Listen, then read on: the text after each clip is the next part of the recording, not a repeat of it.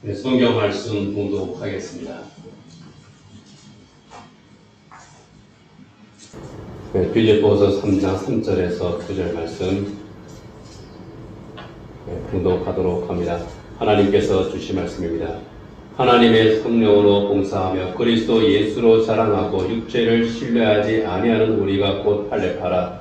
그러나 나도 육체를 신뢰할 만하며 만일 누구든지 다른 이가 육체를 신뢰할 것이 있는 줄로 생각하면 나는 더욱 그러하리니 나는 8일 만에 할례를 받고 이스라엘 족속이요 베냐민 지파요 히브리인 중에 히브리인이요 율법으로는 바리새인이요 열심으로는 교회를 박해하고 율법으로는 흠이 없는 자라.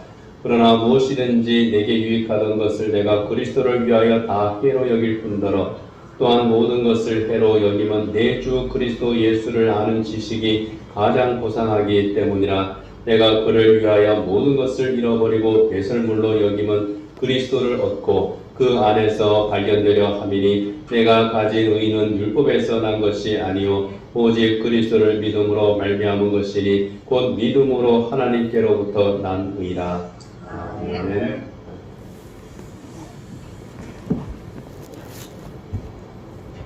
네, 운동을 참 잘하는 절친이 한 사람이 있습니다. 테니스를 굉장히 잘 칩니다. 아마추어 동호인 대회에 나가서 상을 탈 정도로 테니스 실력이 좋습니다. 어디에 가도 인기가 굉장히 좋아요. 그래서 테니스 라켓만 들고 있으면은 전국 방방곡곡 어디든지 초대를 받아서 갑니다. 만나면은 늘 테니스 얘기만 합니다. 이야기를 하다가 끝에 가서는 테니스예요. 그리고 저보고 테니스를 좀 쳐라. 그래서 나는 탑구만 치면 된다. 그렇게 이제 결론을 그 친구가 늘 합니다. 그런데 언제부턴가 그 친구가 테니스 자랑을 안 해요. 골프 자랑을 합니다. 그러더니 자기에게 골프를 가르쳐준 사람이 있는데 그 사람보다 내가 이제는 더 잘 친다. 그런 자랑을 하고 또 골프 대회, 아마추어 대회 나가서도 이제 내가 상을 타기 시작했다. 그런 자랑을 막 합니다. 그리고 자기보다 짧은 시간에 이 골프 점수의 핸디가 올라간 사람이 없다. 그렇게 자랑을 해요. 근데 실제로 운동 굉장히 잘합니다. 모든 운동을 다 잘해요. 제가 운동 잘하는 사람을 이제 몇 아는데 우리 교회에서는 비련한 집사님. 제가 볼 때 운동신경 최고입니다. 그만큼 운동신경이 뛰어나고 축구도 잘하고 배구도 잘하고 당구도 잘 치고 테니스도 잘하고 이제는 골프까지 잘 칩니다. 그래서 제가 어느 날 그 친구한테 그랬습니다. 전에는 테니스가 제일 좋은 운동이라더니 그래서 나보고 테니스 치라 그러더니 이제는 골프가 제일 좋은 운동이냐 그랬더니 그래요. 그때는 내가 골프를 치지 않아서 그랬다. 골프를 치기 전에는 골프가 그렇게 좋은 운동인지 몰랐는데 골프를 치고 보니 이 골프야말로 모든 운동의 끝판왕이더라. 그러면서 저한테도 골프를 쳐라 하는 겁니다. 전에는 테니스를 치라더니 이제는 골프를 치라고 그럽니다. 자기가 가르쳐 주겠다. 자기가 처음 배울 때 치던 골프채가 있는데 그거 그냥 주겠다. 그러면서 이제 저를 열심히 꼬시는데 저는 아이고 내 분수가 있지. 나는 탑프로 족하다. 그 친구한테 그렇게 이제 대답을 합니다. 그런 생각이 들었습니다. 그 친구가 자랑하는 걸 보면서 자랑은 자기 중심적인 거구나. 자기가 아는 것, 자기가 경험한 것 중에서 좋은 거를 자랑하는구나. 저도 골프 칠 수 있으면 치면 좋겠죠. 그런데 아시다시피 아무리 골프가 대중화되었다고 할지라도 제가 치기에는 경제적인 것도 여러 가지 면에서 어려움이 많죠.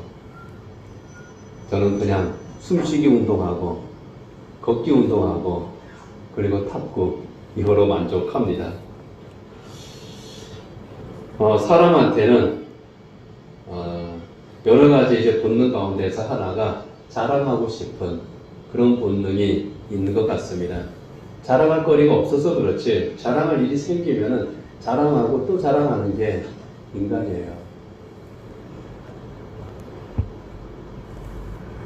저도 이제 나이가 조금 이제 먹다 보니까 제 또래든지 아니면 저보다 조금 더 나이 많은 그런 동료 목사님들 보면은 이분들의 대화가 점점 더 바뀌는 것을 봅니다. 젊었을 때에는 애들 자랑해요. 자기 자식 자랑.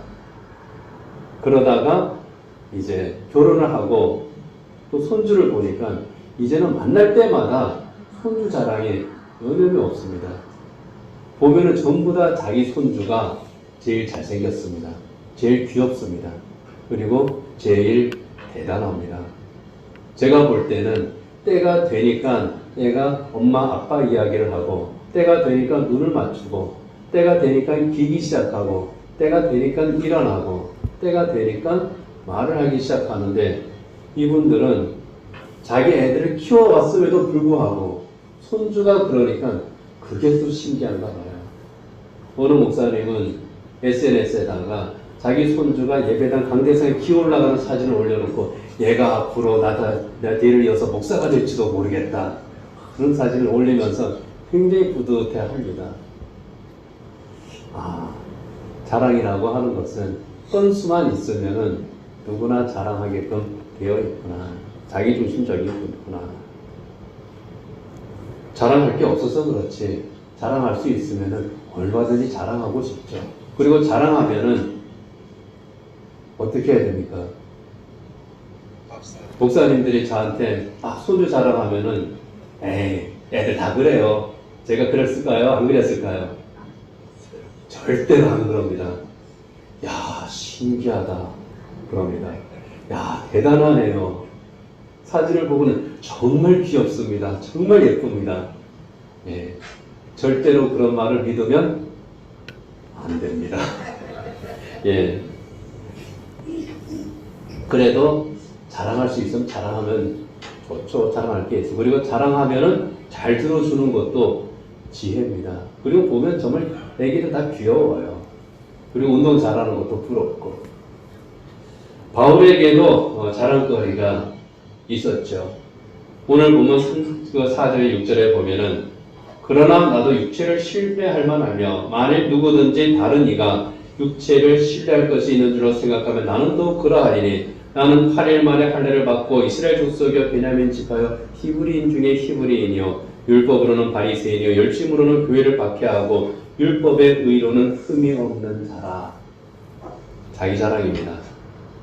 8일 만에 할례 받았다. 이스라엘 족속이다. 베냐민 지파다. 히브리인 중에 히브리인이다. 율법으로 바리새인이고 열심으로 교회를 박해하고 율법의 의로는 흠이 없는 자라. 자기에 대한 자랑입니다. 자기 혈통에 대한 자랑이고 자기의 지식에 대한 자랑이고 학식에 대한 자랑이고 자기의 삶에 대한 그런 자랑입니다.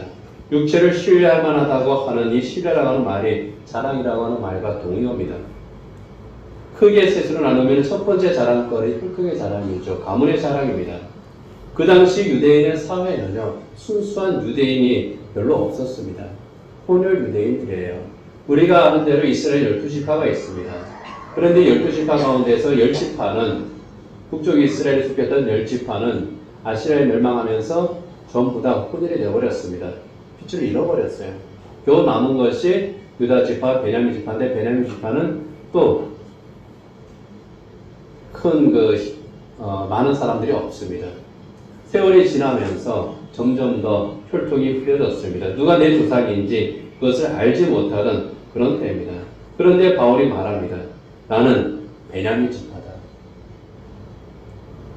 순수한 혈통이라는 겁니다. 8일 만에 할례를 받았다. 유대인의 전통을 철저하게 지키고 있는 전통 유대인이라는 겁니다. 히브리인 중에 히브리인이다. 양반 중에 양반이라는 겁니다. 순수한 혈통에 뼈대 있는 가문의 자손이 나다. 실제로 바울의 가문은 그 시대에 순수한 혈통을 가진 그런 명문가이기도 했고 또 부잣집이기도 했고 로마 시민권을 소유한 그런 집안이기도 했습니다. 대단한 그런 집안입니다. 두 번째 자랑거리는 율법적인 자랑입니다. 나는 바리새인이며 율법에 의로는 흠이 없는 자라. 정통 유대교인이라는 거예요. 그 당시에 그 바리새인들의 그 위치라고 하는 것은 우리는 그 성경에서 이 바리새인들이 하도 예수님에 대해서 그 못된 짓을 하고 또 엉뚱한 그런 소리들을 했기 때문에 바리새인의 이미지가 좋지 않습니다만은 그 당시에는 율법을 잘 지키려고 했던 그런 그 정통 유대인, 존경받는 그룹, 사회적 영향력이 있는 그런 그룹이 바로 바리새인들이었습니다. 그리고 바리새인 가운데에서 특별히 경건하고 정통파에 속하는 그런 바리새인들은 우리 이스라엘 민족은 하나님의 거룩한 백성이다. 그러니 우리는 하나님의 율법을 철저히 지켜야 되고 정결한 생활을 해야 된다. 그렇게 주장을 했고 실제로 그렇게 살기를 힘썼습니다. 그래서 다른 유대인들에게 인정을 받았던 사람들, 그들이 바로 바리새인들입니다.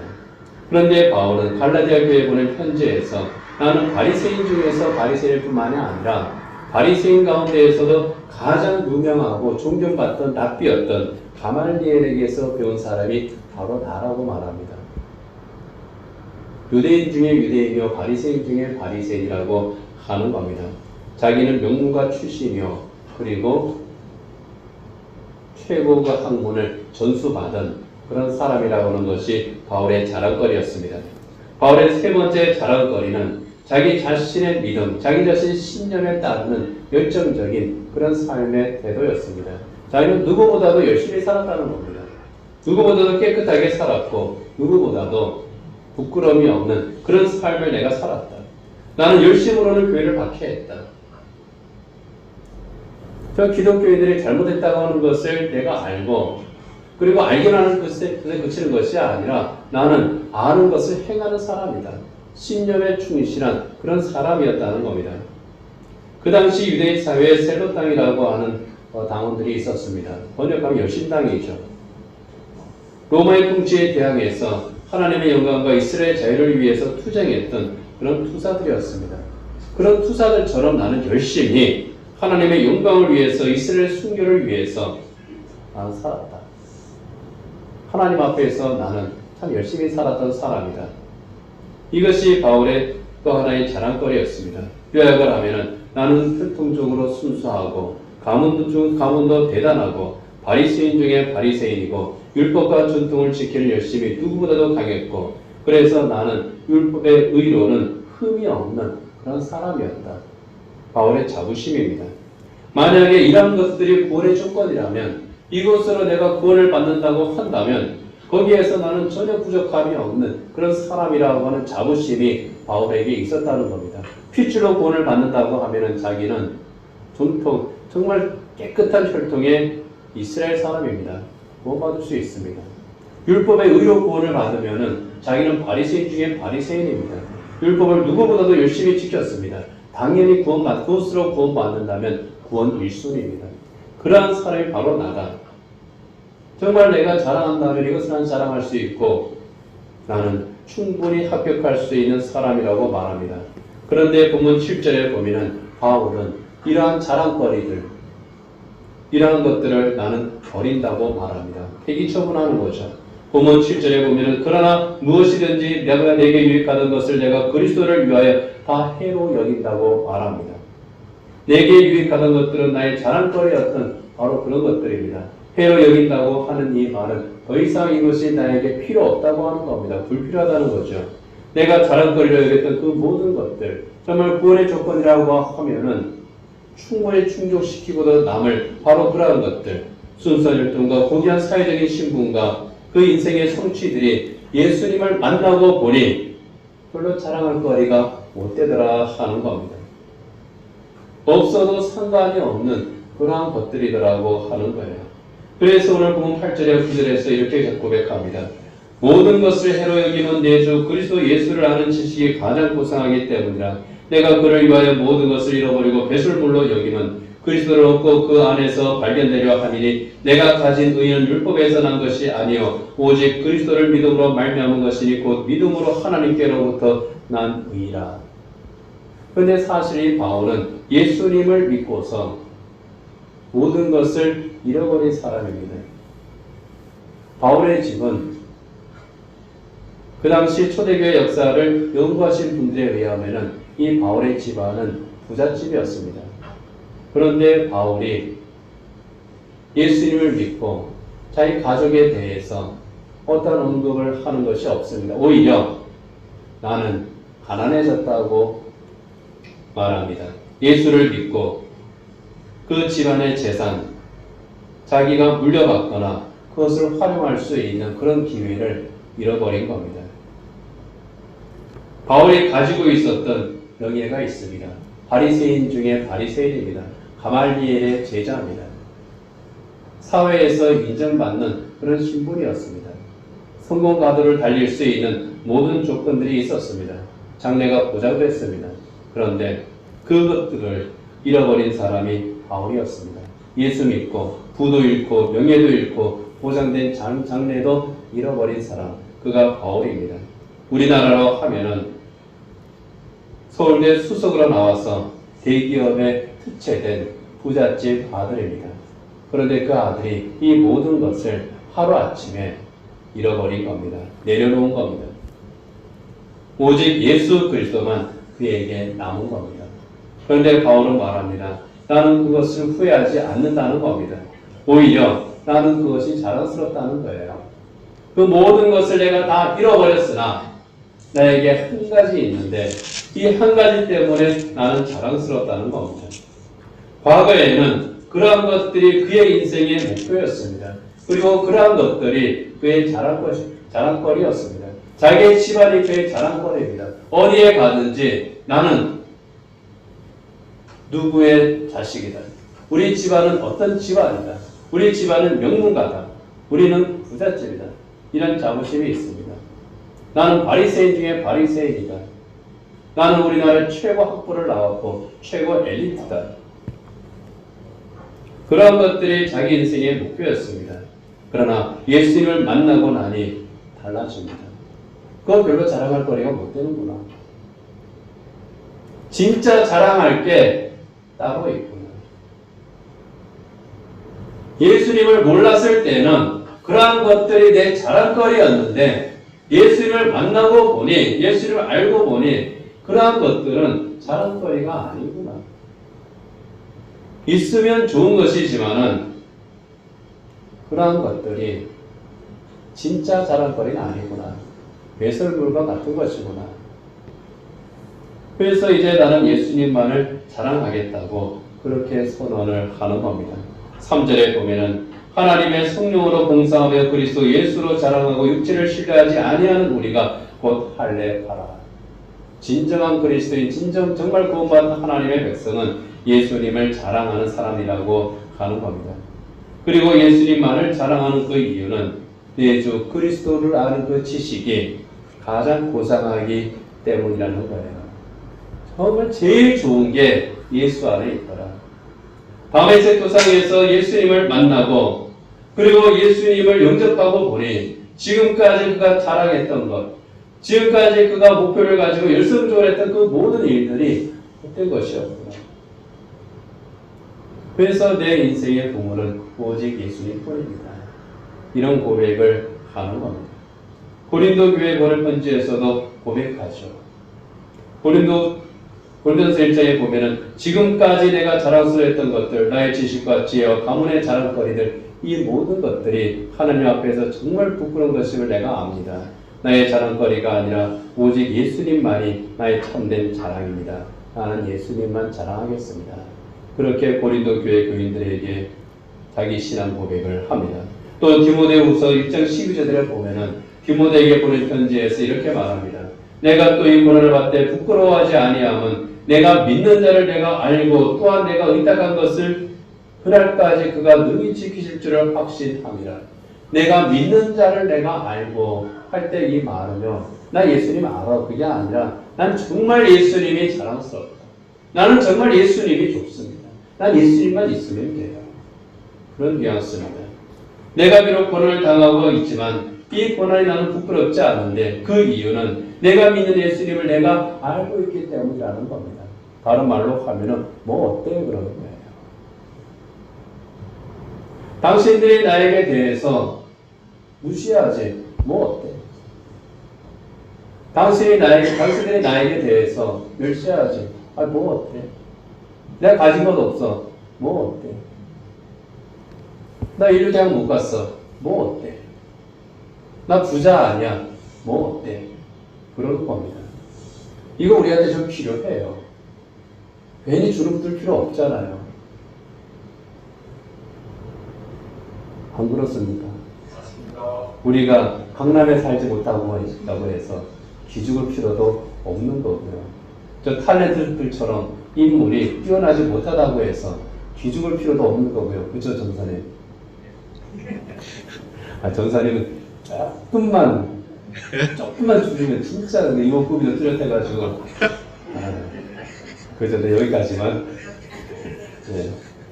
제가 요새 운동 좀 같이 하자고 그러는데 안 하려고 그래가지고 네, 내가 공개적으로 좀 압박을 합니다. 운동에서 조금만 하면은 더 밀어낼 텐데. 네. 자랑 안 하려고 그러는 거죠? 예. 뭐 어때? 나 예수 믿어. 뭐 어때? 너 감옥에 갇혔어. 그래, 뭐 어때? 나 이렇게 묶였어. 뭐 어때? 이러한 그 당당함, 이런 자부심, 총격 베스트 앞에서 열받아하는 두 손을 들고 외치잖아요. 여기에 있는 모든 사람들이 내가 이렇게 묶인 것 외에는 전부 나처럼 되기를 원합니다. 전부 나처럼 되기를 원합니다. 내 안에 계신 예수 그리스도, 부끄러운 분이 아니라 정말 소중하고 정말 자랑스러운 분이라는 겁니다. 갈라디아서 1장 14절에 보면은 내게는 우리 주 예수 그리스도의 십자가 외에 결코 자랑할 것이 없으니 그리스도로 말미암아 세상이 나를 대하여 십자가에 못 박히고 내가 또한 세상을 대하여 그러하니라. 우리 주 예수 그리스도의 십자가 외에는 결코 자랑할 것이 없습니다. 내게는 오직 예수만이 자랑할 거리라고 하는 겁니다. 예수님께서 십자가 위에서 죽으신 것, 예수님 자신을 위해서가 아니었죠. 예수님 죄 때문이 아니었습니다.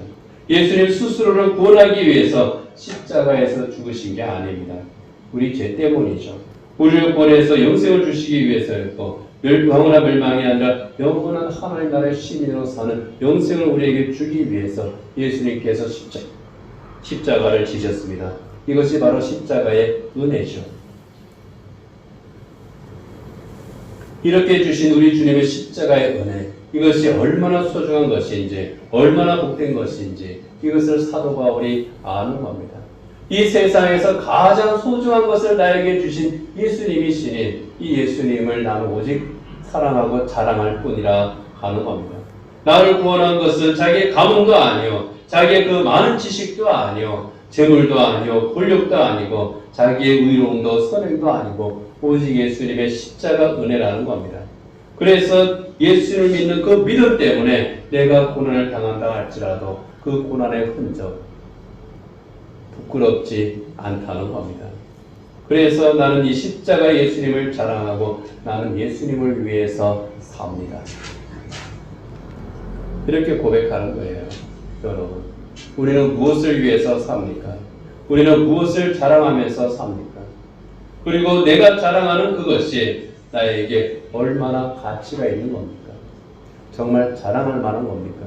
지난 한 주간 우리는 무엇을 자랑하며 살았고 무엇을 목표로 살았습니까? 앞으로 우리가 정말 자랑해야 될 것이 무엇이겠습니까? 초대교회 교부였던 터툴리아는 이런 말을 했습니다. 발걸음을 옮기고 움직일 때마다, 들어가거나 나갈 때마다, 옷을 입고 신발을 신을 때, 목욕을 할 때, 식탁에 앉을 때, 등잔에 불을 켤 때, 침상에서 좌석에서 매일의 모든 일상적인 행동에서 우리는 이마에 그 표시를 그렸다. 이 당시는 박해 시대입니다. 이 박해 시대에 어디에 가든지 이분들이 반드시 했던 그 의식, 사인이라고 그럴까요? 이런 게 있었다는 거예요. 바로 이마에다가 십자가 긋는 거예요. 이마에다 십자가를 그으면 기독교인입니다. 길 가다가 서로 만났습니다. 저 사람이 그리스도인 같아요. 인사하고 싶습니다. 어떻게 합니까? 길바닥에다가 물고기 그림을 그립니다. 그러면 그리스도인이구나. 물고기가 헬라어 익투스잖아요. 하나님의 아들 우리 구주 예수 그리스도 그 뜻 아닙니까? 물고기 모양을 그리면 기독교인. 그리고 스스로도 혼자 있을 때에도 이마에 십자가를 그림으로써 나는 그리스도인이다. 히폴리투스라고 하는 분은 당신의 이마에 엄숙하게 그 표시를 그림으로써 언제나 그리스도를 본받으라. 왜냐하면 그것이 그의 고난의 표시이기 때문이다. 가톨릭 신자들이 이제 가슴에 송을 댔잖아요. 십자가 모양. 여기에서 유래를 한 겁니다. 우리도 굳이 이거 십자가 이렇게 그을 필요는 없습니다. 이마에다가 할 필요는 없습니다. 그러나 언제든지 새겨둬야 될 때가 있죠. 우리의 마음입니다. 우리의 마음속에 항상 새겨둬야 되는 거예요. 어디에 가든지 우리 주님의 십자가와 우리가 함께 해야 되는 겁니다. 왜냐하면 십자가는 신앙 고백의 표현이기 때문입니다. 초대교회 성도들이 십자가를 생각할 때에 나는 그리스도에게 속한 자입니다. 나는 예수 그리스도의 고난에 동참하는 제자입니다. 그런 의미가 있는 겁니다. 3세기 중엽 수천 명의 그리스도인들이 순교를 당했습니다. 그때 카르타고의 감독이었던 키프리아누스가 이렇게 말하면서 순교의 길을 걸어갔습니다. 우리의 머리를 보호하기 위하여 구원의 투구를 쓰자. 우리의 이마가 튼튼해지도록 하나님의 표시를 지키기 위해서. 십자가를 지키겠다는 겁니다. 십자가의 예수님을 나는 포기할 수가 없다는 겁니다. 나의 자랑이신 예수 그리스도, 이분을 나는 결코 잃어버릴 수가 없다는 겁니다. 이 세상의 모든 것을 다 잃어버린다고 할지라도 그것은 결코 아깝지 아니하나 오직 하나 예수 그리스도의 이름, 이것만큼은 나는 결코 포기할 수가 없고 나는 이 이름만을 자랑하면서 살겠다. 이것이 사도 바울의 고백이었고 초대교회 성도들의 고백이었고 또 오늘날 우리의 신앙 고백이어야 될 줄 믿습니다. 오늘날에는 이렇게 예수님을 자랑하기는커녕 예수 믿는다고 하는 것을 드러내지 않으려고 하는 그리스도인들이 많은 것 같습니다. 바깥에 나가서 나는 예수 믿는 사람입니다 라고 말하는 것이 어떤 면에서는 참 부담스러워진 그런 시대의 그런 탓도 있을 겁니다.